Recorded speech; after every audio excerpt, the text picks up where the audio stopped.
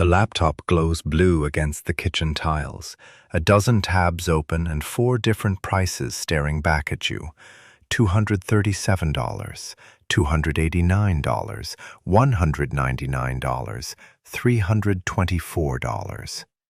Your shoulders are tense, the coffee is gone cold, and every time you click a new tab, the number you were about to buy climbs a little higher.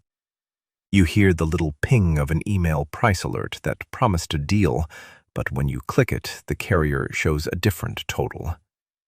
That feeling of almost buying and then losing the cheaper fare is why you're here. Start at home with the facts you can control. First, decide how flexible you really are.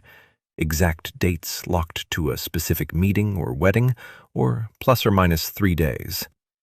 Flexibility is the single biggest driver of savings. If you can move dates, you can often save $100 to $300 on international flights and $20, $100 on domestic ones. Second, clear your browser cookies or open a private/incognito window before every serious search.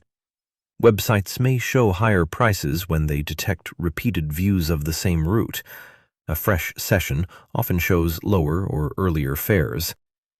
Third, use a fare calendar or Google Flights date grid to scan an entire month at once. This beats the one date, one tab grind. Now, how to check and confirm before you buy. Run the same search 3 ways: a meta search, Google Flights or Skyscanner, to see the market, an OTA, online travel agency, so you know what third parties are offering, and the airline's own site to confirm the final price and rules. On each result, click through and read the fare rules, baggage allowance, change and cancellation penalties, whether it's a basic economy fare that locks you out of seat selection. If a low fare comes from a booking site, scroll to checkout. Some OTAs add a service fee at the very last step. If the checkout page asks you to add protection or confirm baggage as a pre-selected box, uncheck it. If the final price still looks suspiciously low, call the airline's reservations number with the exact flight number and ask if that fare exists directly with them. Why do prices move, and why are sites so sneaky? Think of seats like concert tickets or hotel rooms. Airlines use dynamic inventory management. They sell a limited number of cheap seats, and the rest get more expensive as demand rises. At the same time, multiple sellers, airlines, OTAs, meta search engines, compete and sometimes hide the full picture until checkout. Cookies, business rules, and tiny currency differences let sellers show different prices to different people. The analogy is a supermarket with a few marked-down cans on a high shelf. Once someone looks at them, the clerk moves the sign. It's not personal, it's yield management and marketing.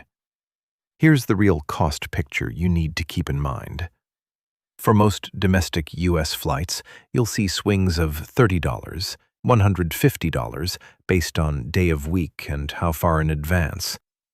European short-haul fares often change $20, $120.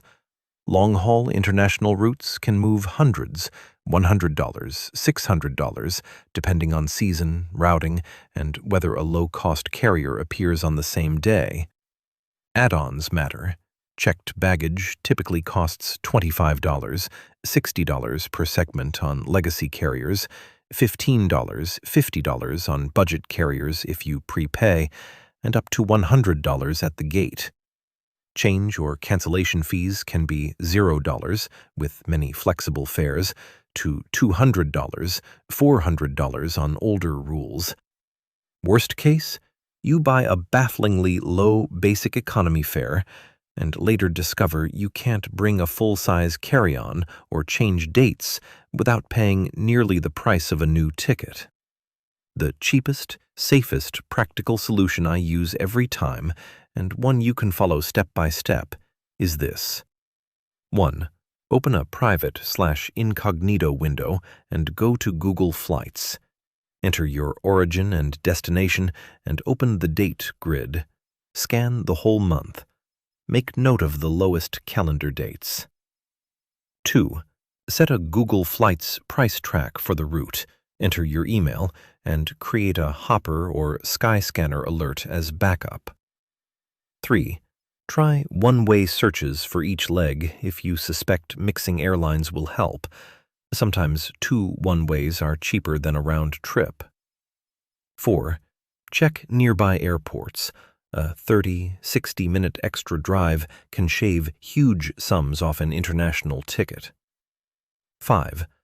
When you find a good price, open a second private window, go directly to the airline's site, and re-enter the flight numbers to compare the final total and the full fare rules. If the OTA fee pushes the price above the airline's figure, book direct. 6. Before you pay, confirm baggage allowance and change/cancel rules on the airline's detailed fare page. A few quick technical tricks that are often overlooked. Search with no extras. Don't select seats or bags until after you lock the fare. Try currency switching, sometimes pricing in a different currency and paying on an international card is a few dollars cheaper, though check your bank fees.